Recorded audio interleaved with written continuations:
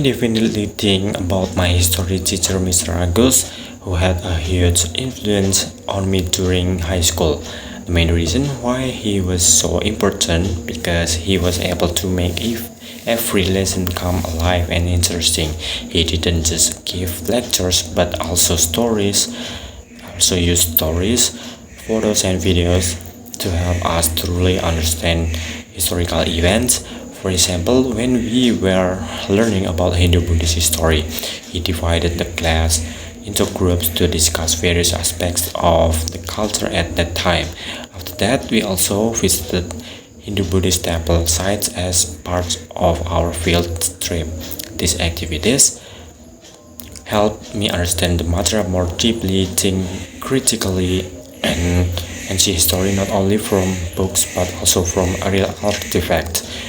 In addition, Mr. Agus always encouraged us to think creatively and maintain our curiosity, so I became more enthusiastic about learning not only in history but also in other subjects.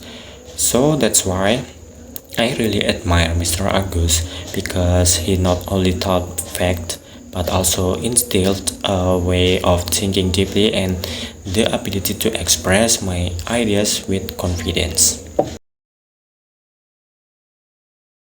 The reading passage announces that the university will end its campus bus service and instead provide students with a $50 pass for public transportation each semester. The goal is to help students engage more with the local community. The woman in the conversation heads the new policy. She explained that the plan will be very inconvenient, especially for students who need to go to places like the Toefl Science Center. She says that it's far from any subway or bus station, and students will have to walk for 20 minutes through unsafe neighborhoods. Secondly, she argues that the $50 pass is not enough money to cover regular transportation costs. It might only pay for about a month of travel, and most students cannot afford the rest. So to sum up, she believes the new policy will cause more problems than benefits because it will make transportation harder and more expensive for students. According to the reading, pictographs are the earliest form of writing. They are simple pictures that represent objects or ideas. Over time, these pictures become more abstract and start to represent concept and sound rather than real objects. In the lecture, the professor delves deeper into the subject by explaining how some modern letters actually came from ancient pictographs. To start, the professor explained that the letter A was originally an ancient Egyptian pictograph of a bull's head. As time passed, the drawing was simplified, the eyes and facial details disappeared, and the horns and turned into two legs of the letter A. He goes on to say that the letter E also came from an ancient pictograph. It began as a stick figure of a person praying, with arms extended on both sides. Over generations, the symbol was rotated, simplified, and part of it was lost until it looked like the three horizontal strokes of the modern letter E. So after listening, I now have a better understanding of how pictograph evolved into modern writing system through gradual simplification and abstraction over time.